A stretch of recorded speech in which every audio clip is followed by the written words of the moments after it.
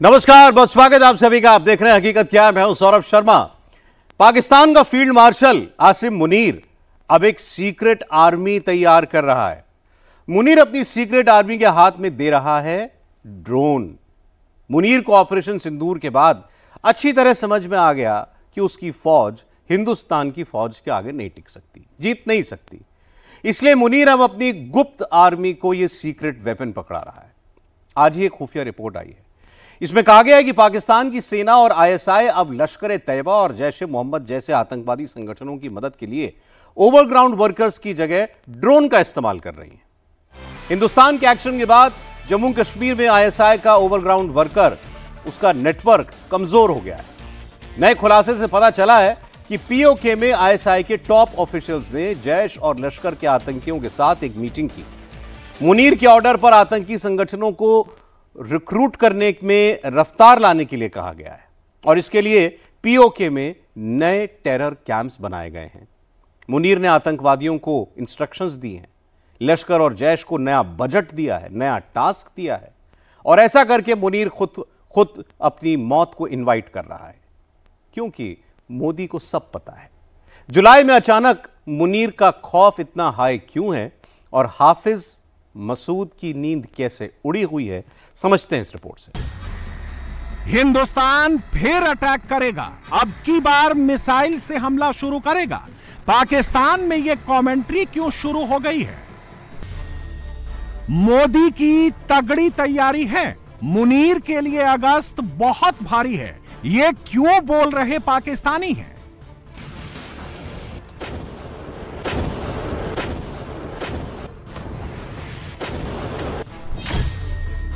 नरेंद्र मोदी ऐसा क्या करने वाले हैं जिससे पाकिस्तान की सिट्टी पिट्टी गुम हो रखी है?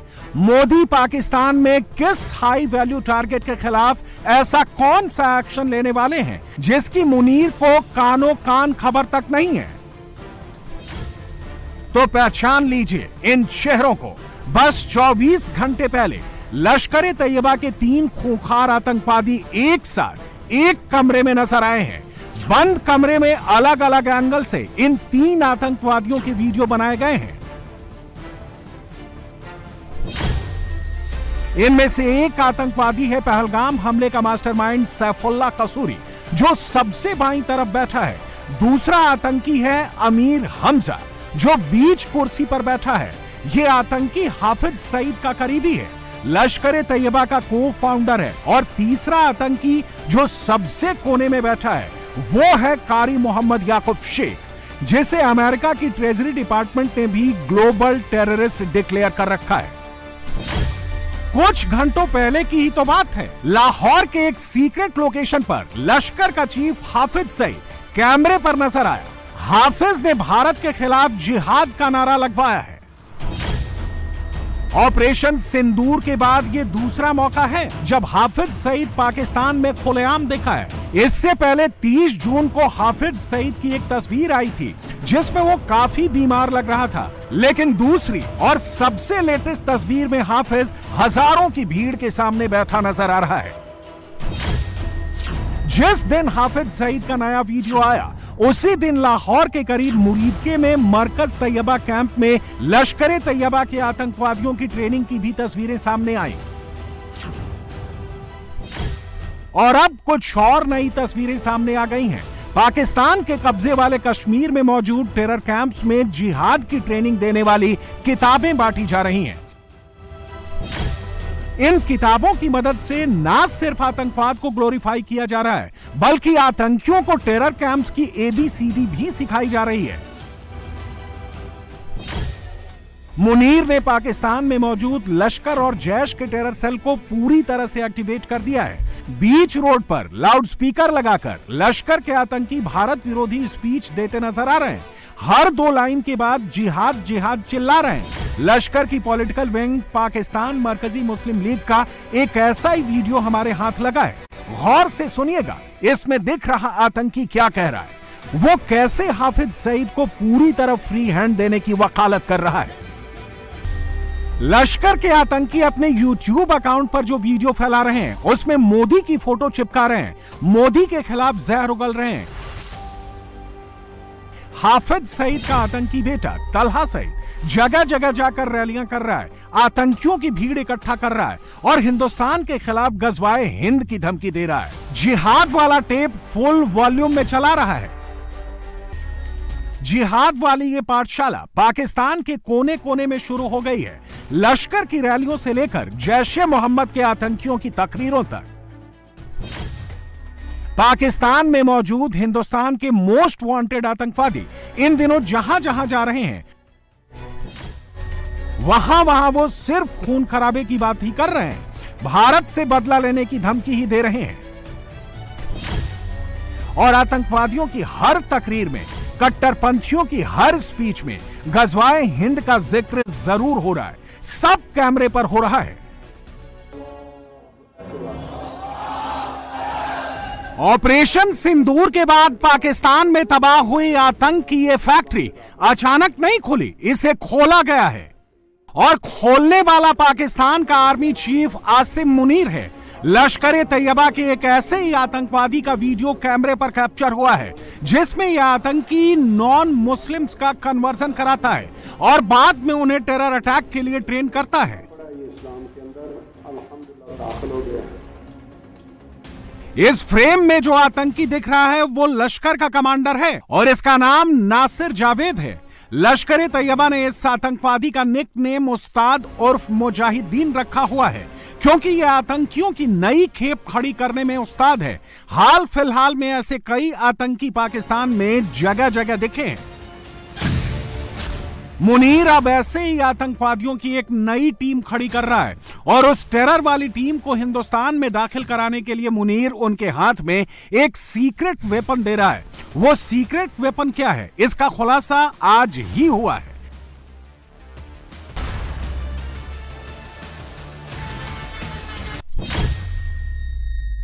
सिक्योरिटी ऑफिशियल्स के मुताबिक जम्मू कश्मीर में घुसपैठ कराने के लिए और एलओसी पर सर्विलांस के लिए पाकिस्तान की खुफिया एजेंसी आईएसआई अब यूएवीज यानी अनमैन्ड एरियल व्हीकल्स को आतंकियों के ओवरग्राउंड वर्कर्स के तौर पर इस्तेमाल कर रही हैं।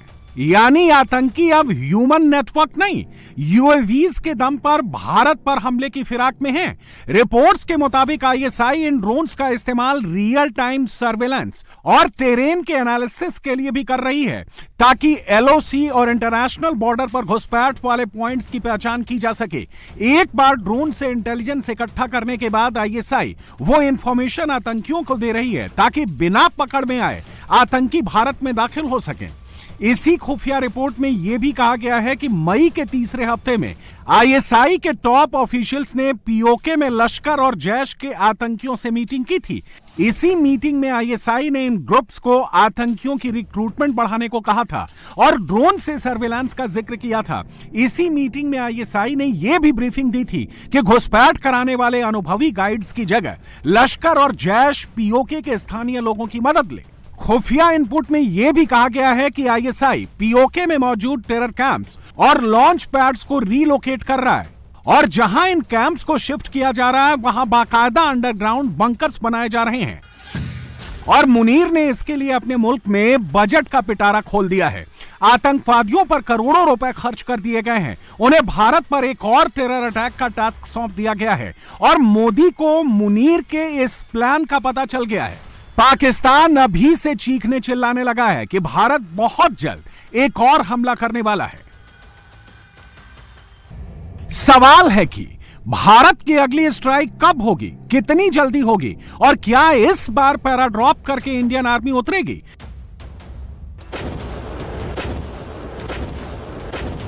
क्या पाकिस्तान के आतंकवादियों पर गोले बारूद बरसेंगे? क्या हिंदुस्तान अपने तोपखाने का मुंह पाकिस्तान की ओर मोड़ देगा या इस बार वाला हमला कुछ अलग ही होगा? तो अब इसका जवाब भी खुद पाकिस्तानी ही दे रहे हैं। कह रहे हैं कि जैसे ऑपरेशन सिंदूर में इंडियन एयरफोर्स ने ब्रह्मोस मिसाइल से पाकिस्तान को धुआं धुआं कर दिया था, पाकिस्तान पर भारत की अगली स्ट्राइक की शुरुआत भी ब्रह्मोस मिसाइल से ही होगी। पाकिस्तान एक बार फिर धुआं धुआं होगा और यह डर वहां सबकी आंखों में दिख रहा है। इस पाकिस्तानी ने बिल्कुल सही कहा। जब ब्रह्मोस का धमाका होगा तो पाकिस्तान को 30 सेकंड भी सोचने का टाइम नहीं मिलेगा। उससे पहले ही सब तबाह हो चुका होगा। लेकिन लगता है कि मुनीर अपने मुल्क को तबाह करके ही दम लेगा। कल्पना कीजिए आप जरा उस सीन के बारे में जब हिंदुस्तान के एक बड़े हिंदू संत से सवाल पूछने के लिए एक पाकिस्तानी खड़ा हो और वो ये कहे कि मैं मुसलमान हूं और मैं हिंदू बन चुका हूं, मेरा पुराना नाम आरिफ है, क्या मुझे हिंदू बनकर अपना नाम बदलना चाहिए? सोचिए इस सवाल पर बागेश्वर बाबा ने क्या जवाब दिया होगा। पूरी दुनिया में इस वक्त धर्मांतरण पर बहस छिड़ी हुई है। हिंदुस्तान में ही कई बहरूपिये छांगुर बाबा जैसा भेष बनाकर घूम रहे हैं, जिनका धंधा ही इस नाम पर चलता है कि कैसे किसी हिंदू को मुसलमान कर दो। इधर उधर से धर्म के नाम पर कुछ पैसे बटोर लिए जाएं। दुनिया में ऐसे लोग बैठे हैं। लेकिन जब बागेश्वर बाबा के दरबार में एक मुसलमान ने कहा कि मैं हिंदू बन गया हूं, लेकिन नाम क्या रखूं, तो बागेश्वर बाबा ने जो जवाब दिया वो सुनकर आप हिंदू हो चाहे मुसलमान, आप वाह वाह कर उठेंगे। आरिफ के सवाल पर बाबा बागेश्वर का जवाब आप देखिए। मेरा नाम मोहम्मद आरिफ आजाकिया है। मैं पाकिस्तान में पैदा हुआ था। मेरे पेरेंट्स इंडिया में पैदा हुए थे, 47 में माइग्रेट कर गए थे। बाबा बागेश्वर के दरबार में पाकिस्तानी मुसलमान क्यों आया? आप सब तो खुशनसीब हैं कि आप लोग सनातन में पैदा हुए। मैं मुस्लिम घर में पैदा हुआ।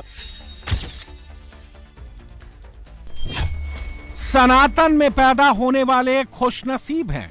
बाबा के दरबार में पाकिस्तानी ने ऐसा क्या बोला?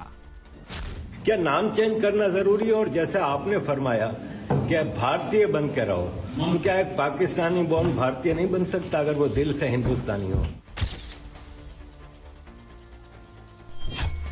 पाकिस्तान में जन्म लेने वाला आरिफ बाबा के दरबार में दिल से हिंदुस्तानी क्यों बना? जन्म भारत में नहीं हुआ तो क्या पाकिस्तानी भारतीय नहीं हो सकता? सच ये है कि पाकिस्तान भी हमारा ही है।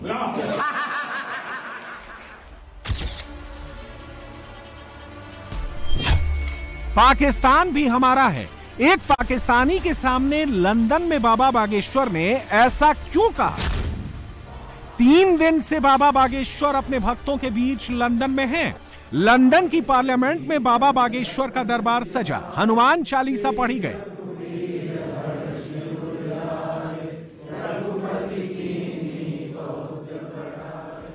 पार्लियामेंट में बाबा के भक्त खड़े होकर सवाल पूछने लगे, नाम बताने लगे, पहचान बताने लगे। हमें इस देश में जाति पे बांटा जा रहा है। यहाँ का कानून में जाति है, हिंदू और सिखों में। तो आपने उसको एक लफ्ज कहा कि ठटरी के, तो वो ठटरी के क्या है? बाबा के भक्तों की भीड़ में मौजूद एक शख्स जैसे ही खड़ा हुआ और अपना जो परिचय बताया उसे सुनकर आप चौंक जाएंगे। मेरा नाम मोहम्मद आरिफ आजाकिया है। इस शख्स का नाम है आरिफ मोहम्मद अजाकिया, जो पाकिस्तान में कराची के रहने वाले हैं। पिछले कुछ साल से ब्रिटेन में रह रहे हैं।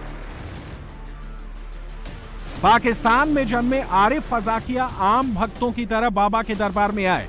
भक्तों के बीच बैठकर हनुमान चालीसा भी पढ़ी।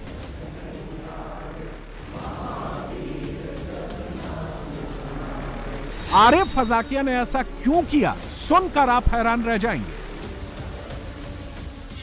मेरा नाम मोहम्मद आरिफ आजाकिया है। मैं पाकिस्तान में पैदा हुआ था। मेरे पेरेंट्स इंडिया में पैदा हुए थे, 47 में माइग्रेट कर गए थे। मेरा छोटा सा सवाल है कि आप सब तो खुशनसीब हैं कि आप लोग सनातन में पैदा हुए। मैं मुस्लिम घर में पैदा हुआ, लेकिन स्टडी करके भगवत गीता पढ़ के मैं हिंदू हुआ हूँ।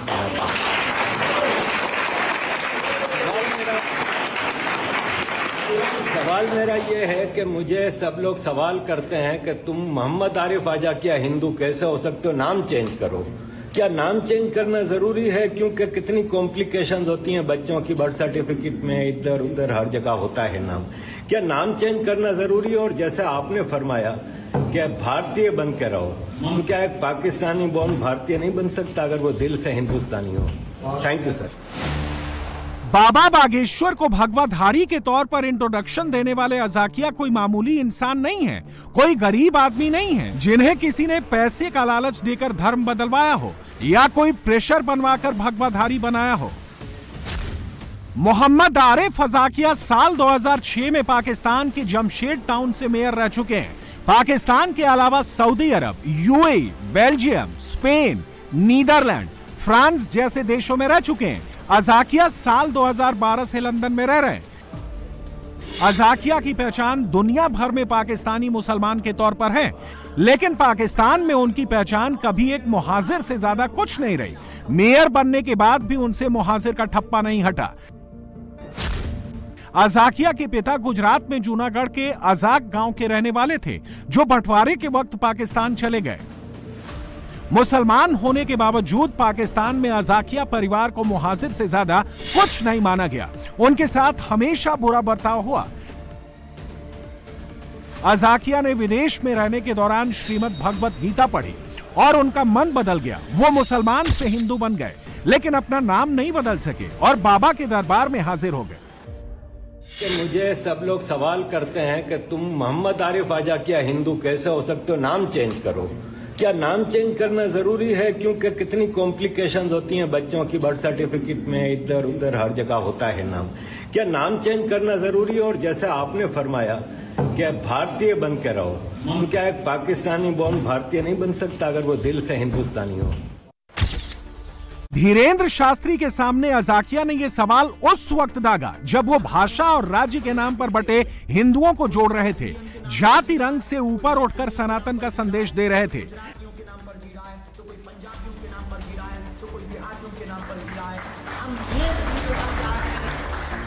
बाबा बागेश्वर का विदेश में शायद पहली बार किसी पाकिस्तानी मुसलमान से सामना हुआ, और बाबा ने जो जवाब दिया उसे सुनकर पाकिस्तान के मुसलमान भी कह उठेंगे, वाह बाबा वाह। क्योंकि बाबा ने ना धर्म बदलने के लिए कहा, ना पहचान बदलने के लिए कहा, जो जैसे आया उसे वैसे ही अपना बना लिया। पहली बात तो हिंदुत्व कोई एक धर्म नहीं है, हिंदुत्व एक मानवता की विचारधारा है। और मानवता की विचारधारा के लिए हमें ना आपके रंग से मतलब है, ना रूप से मतलब है, ना आपके देश से मतलब है। यदि आप भगवत गीता पढ़ रहे हैं, यदि आप भगवत गीता का अनुसरण कर रहे हैं, तो आपका नाम कुछ भी हो, आपकी पहचान कुछ भी हो, हम रहीम रस खान के भी गीत गाते हैं।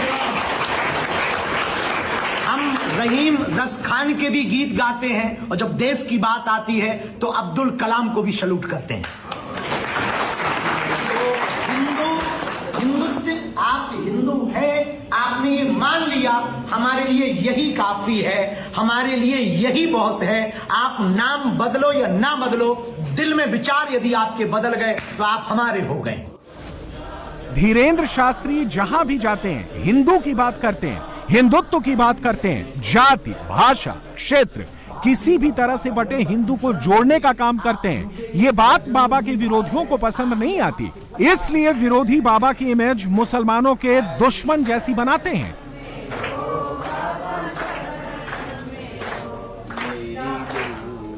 लेकिन धीरेन्द्र शास्त्री की लाइन लेंथ वसुधैव कुटुंबकम की है। वो सनातन अपनाने वाले को ही अपना नहीं बनाते, वो तो पूरे पाकिस्तान को ही अपना लेते हैं।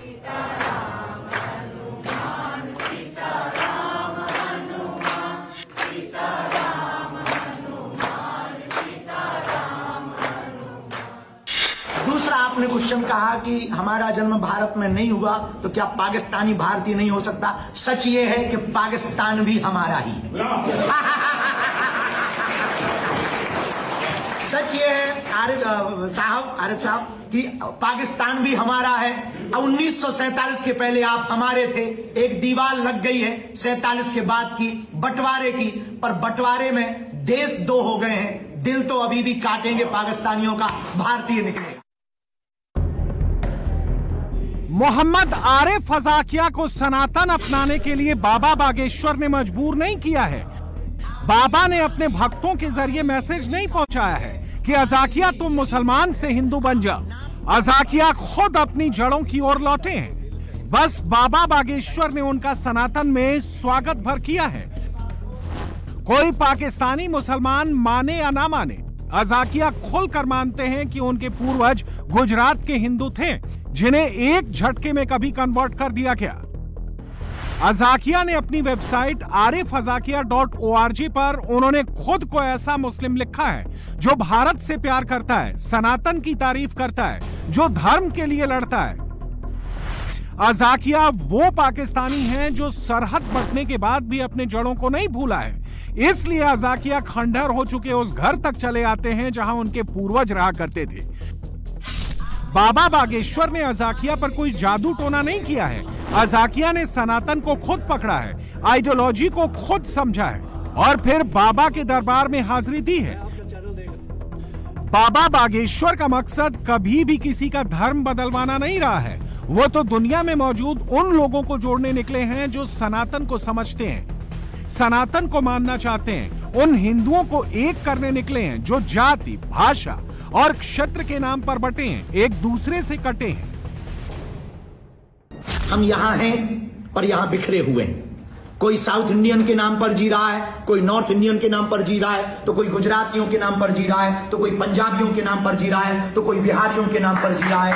हम ये पूछना चाह रहे हैं, इस देश में रहकर आप गुजराती हो, पंजाबी हो, नॉर्थ इंडियन हो, साउथ इंडियन हो, भारतीय आप कब बनोगे?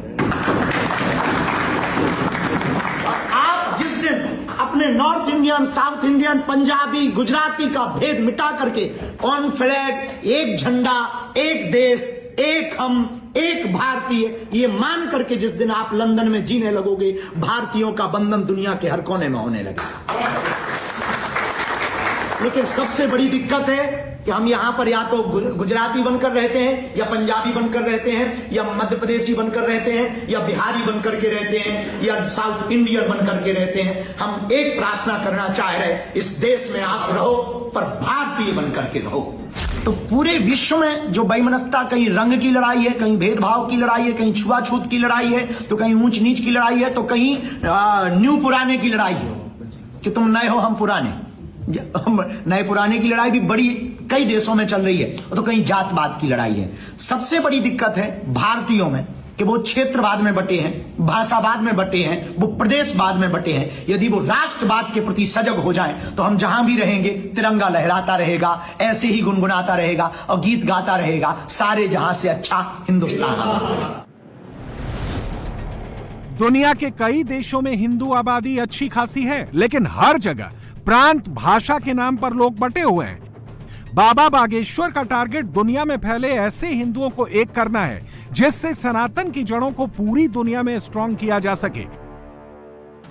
बाबा इसी टारगेट को लेकर कभी लंदन, कभी न्यूजीलैंड, ऑस्ट्रेलिया, तो कभी फिजी जाते हैं और हर जगह उन्हें ऐसे लोग जरूर मिल जाते हैं जो सनातन के लिए लड़ना चाहते हैं, सनातन विरोधियों को जवाब देना चाहते हैं कि हम बटे हुए हैं। आज से 10 साल पहले मैं पार्लियामेंट में एक चीज के लिए गया था, जहां के हमें इस देश में जाति पे बांटा जा रहा है। यहां का कानून में जाति है हिंदू और सिखों में, और वहां उस दिन पार्लियामेंट में सिर्फ 25 लोग थे। तो मैंने ये सवाल पूछा था कि हम 15 लाख हैं और यहां इस कमरे में हम 25 हैं। तो मेरे को बोला था सरदार जी आप चुप करके बैठ जाओ, और वो आज तक मैंने वो झंडा भी उठाया हुआ है। बोरिस जॉनसन को भी लिखा था और अपने ऋषि को भी मैंने खत लिखा था। बोरिस जॉनसन ने तो उस पर एक्शन लिया, लेकिन ऋषि जी ने कोई एक्शन नहीं लिया था। राइट, अभी वो हमें ये चीज उठानी है कि हमें इस चीज से उठना है, जाति को हटाना है, और हमारे जो आपने जो बात कही स्टेट को हटाना है। पहले हम भारतीय हैं, बाद में हम जो हैं वो हैं। मैंने भारत 1956 में छोड़ा, 56 में छोड़ा था। राइट, लेकिन आज तक आरिफ भाई को पता है 75वीं सालगिरह इंडिपेंडेंस डे पे हम दोनों तिरंगा लेके खालिस्तान के अगेंस्ट खड़े थे। बागेश्वर बाबा दूसरे बाबाओं की तरह धर्मांतरण के ठेकेदार नहीं बनते। उनका टारगेट धर्म बदलवा कर हिंदुओं का नंबर बढ़ाना नहीं है। उनका मकसद हिंदुओं का नंबर घटने से रोकना है। दुनिया में किसी भी कोने में मौजूद हर उस हिंदू को मजबूत करना है जिस पर धर्मांतरण के ठेकेदारों की नजर पड़ चुकी है या जो अपने धर्म से कट चुका है। इसलिए बाबा बागेश्वर हिंदू मंदिर से ज्यादा मानव मंदिर पर फोकस करते हैं। बाबा का जोर एजुकेशन के साथ वेद की पढ़ाई पर रहता है। हम अगर पूरी दुनिया को खींचना चाहते हैं अपनी तरफ, तो सर्वोत्तम उपाय है सेवा। क्या उपाय है? सेवा। सेवा का मतलब है हम अपने मंदिरों को तो बड़ा करें पर मानव सेवा को और बड़ा करें। मंदिरों को तो बड़ा किया जा रहा, पर यदि मानव सेवा को बड़ा नहीं किया जाएगा तो लोग हमारा स्वागत नहीं कर पाएंगे। मंदिरों से ज्यादा मानव मंदिर की बात यदि की जाए, मंदिरों में आने वाले बच्चों को, आने वाले लोगों को सैटरडे और संडे फ्री ऑफ कॉस्ट 2 दिन हमारे वहां के प्रबंधक लोग यदि सनातन परंपरा, भारतीय परंपरा का 1-1 घंटे का सेशन रखें तो भारतीय परंपरा का भी प्रचार होगा, सनातन का भी प्रचार होगा, और वहां से free food in poor girls marriage, गरीब बेटियों का विवाह, निःशुल्क अन्नपूर्णा भंडारा, आपातकालीन परिस्थिति में मंदिरों को खोलकर किसी भी मजहब, जाति, भेदभाव से ऊपर उठ करके सबका स्वागत यदि मंदिरों में किया जाएगा तो निश्चित रूप से सनातन परंपरा आदिकाल से महान रही, महान है और आगे भी महान रहेगी।